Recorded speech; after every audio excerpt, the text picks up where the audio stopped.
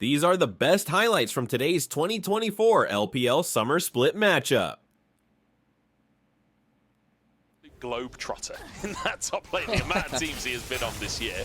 But enough about top lane, because we just witnessed 1xN E forwards as Milky Way is entering the bottom lane. This is an opportunity for FPX to start the bot lane strong. Flash force, but the Q goes wide from life, and it means now 1xN can chase. Now Baytron can flash forward for first blood, and he gets his first reset to set up for a second kill. Life has nowhere to go.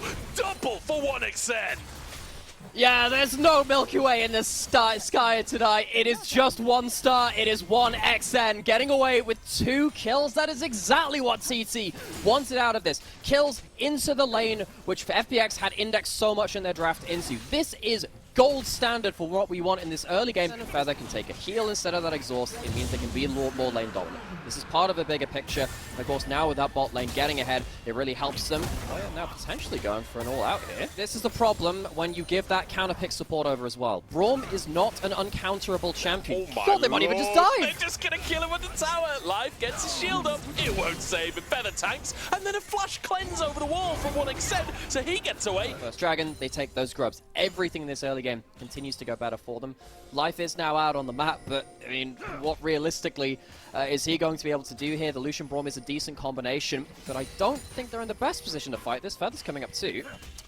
TT managed to get the first Drake. They will get 1 grub as well out of the first 3. Honestly, I think Baytron will be happy with that. With how bot lane is going, being able to deny 3 grubs as well on the top side, he'll be very happy with the result of this early game as Baytron, because he's already got himself a pickaxe. His bot lane is massively ahead. Early for Ezreal just completely ignored this game. 1xN already basically stacked for this tier as Care is caught in the mid lane. Dashes away from the damage though. Very nicely. Blade of the Lucian, and the tower shot goes through. Care flips it around. Baytron misses the stun and his ult. Care manages to sidestep all of it. Now Milky Way comes to answer. Yukal has flash. Yukal is doomed and he can't turn it around. Care finds 2 off of a 2v1 in mid. Finished off. Does seem to be full build. for Aurora, doesn't it? Remember the full build Poppy, which is you hit level 3 and then suddenly nothing else matters to you two in the game. It is the same thing here. Aurora gets herself to, gets towards the Malignance, gets towards that point where you just start spamming your ult with these aggressive players. And yeah, you can punish people overstepping. That's another thing we mentioned before. There are now some teleport wards. The Observer is very, very zoomed in on that. The Observers do something we didn't there. Double TP, ZDZ and Care come into the play. They want to shut down 1xN, and shut him down they will. ZDZ grabs the bonus gold and is miles ahead in the top lane. Baytron gets a shield away from the ace in the hole. Doctor moves up to try and secure this crowd. Herald is up on the map, and it looks like FPX really want to fight for it, but TT not going away without a fight. The ZDZ's on the top side of the play, gets stunned by Baytron, but that's not a 1v1. Baytron wins. Has to ult over the wall himself as Yukal finishes the job onto the lightning rat. Care trying to do the opposite to Feather here. His True Shot Barrage goes through, hits only Doctor, but here comes Hoya looking for the all-out. He'll just find the support as a cheeky little freebie. That's the start of it. We see the power of the Diego leveraging onto that too. They get themselves that Herald, and despite FPX clawing back a bad early game, it was still a bad early game. They are not out of this dumps just yet. And the thing is, that was FPX making the play as well. That was ZDZ trying to find a flank. Baytron reading it pretty well, punishing it pretty well. And they've really tried to set up this, haven't they? The Observer's toggling on that fog of war. Yeah, Feather's been here for a while. Baytron's here now. Here's the teleport. ZDZ, this has been well overdue. Yeah, Herald slammed down. ZDZ has the slicing maelstrom, but Hoya has that exhaust. Keep your eyes on Hoya, slamming that summoner spell as soon as ZDZ pops the ultimate. And in fact, he does. And in fact, it saves the team. And in fact, the tower goes down. And in fact, the cannon goes down. But it will be traded for a tower for Care on the top side. However, we're looking at a second charge. We could be looking at 2 towers here for TT. The wave soul point as well. On the Hextech Rift, Hextech Dragons are disgustingly powerful. That 5% attack speed and that cooldown reduction is a big prize for them. So, the overall trade is kill, tower, bit of a charge onto that inner turret, and of course the dragon, compared to just that tower and a half, maybe he's a third secret type, which fires like, you know, magical bolts instead of actual, you know, I think rightfully. I think at the Olympics that might be cheating, to be honest. Yeah, well, maybe that's why he's not here. He's bracing the Summoner's Rift instead. Engage comes through. 1xn's caught, has to cleanse, jumps away from Milky Way, but can't return the damage, and there goes Feather as Hoya now on a flank, and UCal wants to follow up as well. Live takes a chunk and will be finished off. There's one reset for the Braum, but can't find the passive.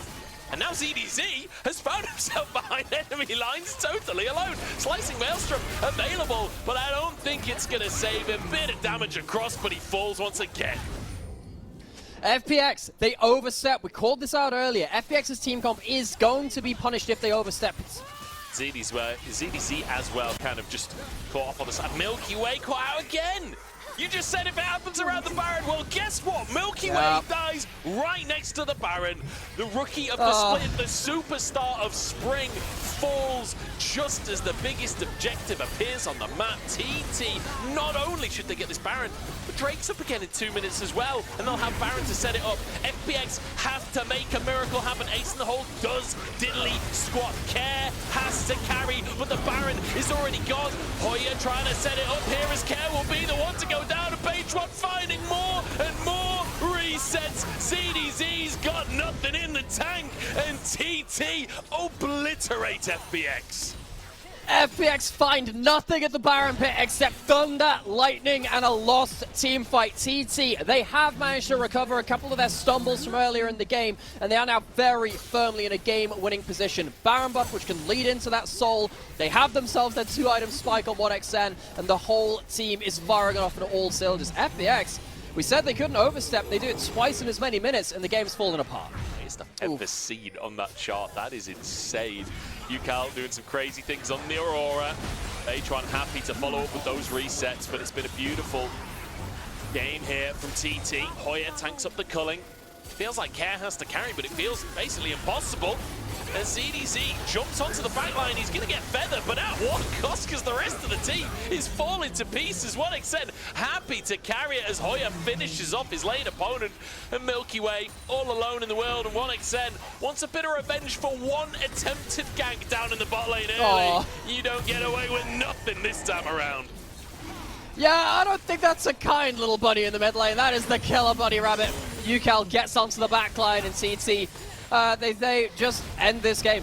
A very, very competitive series, hopefully, after this point. FPX, they will have to step up to the plate, and that is probably not what a lot of people would have expected coming into today. Lane, who can't set up in the objectives at the right time, is walking slowly into the river and is now complete just fodder for the Aurora, for the Ezreal, for whoever wants to jump onto them. TT have a huge amount of damage, and off the blue side again, I'll leave that up. That will be a problem for another game. I think this game has very much gone out of proportion.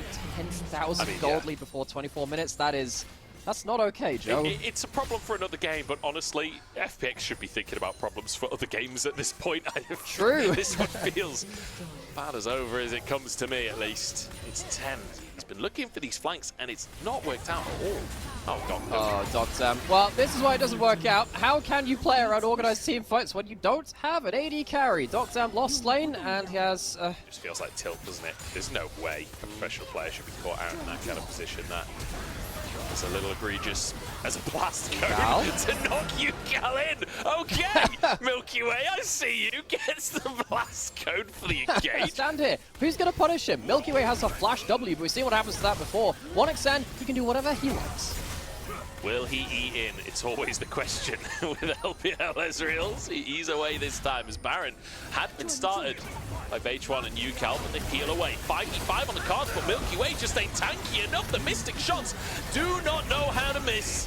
And 1xn continues to snowball these fights like crazy. True Shot Barrage almost available again as well, and Milky Way is already chunked. A walk away with his life, but just the one pick is enough as a flash forward from H1. ZDC locks him up, 2 levels but up. there's just no damage, and H1 1v1s the enemy top lane. He's 2 levels up on the cannon. Yeah, you were calling out that cannon earlier. Where are the aggressive angles? Why aren't they working out? Well, they've been very well countered by TT, but also now at this point, there's just no XP. There's just no gold, and there's no hope in this one.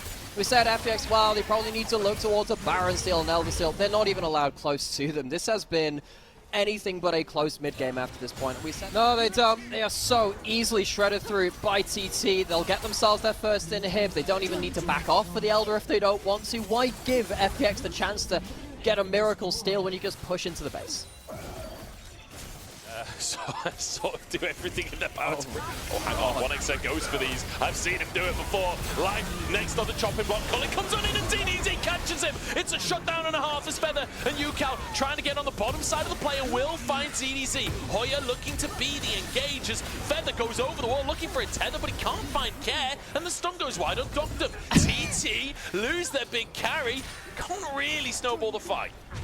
And Feather really shows that Raptor what for. Tethers up the big Raptor instead. The Elder is still up. Life is still down. ZDZ is still down. It's a 4v3 around the Elder.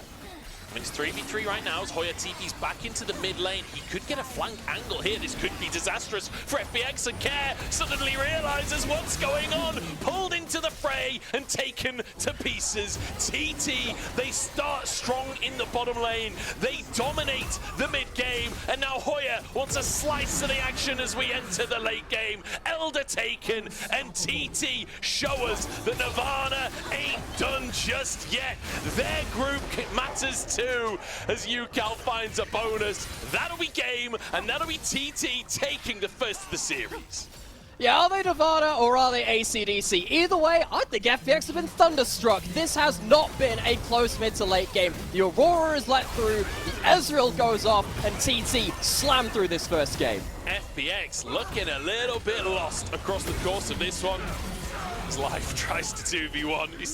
He's done everything he can as a Braum in that situation, but honestly, the Braum pick did not work at all. TT, a beautiful draft, a beautiful game, and honestly, a little bit of flexing from them across the course of game one.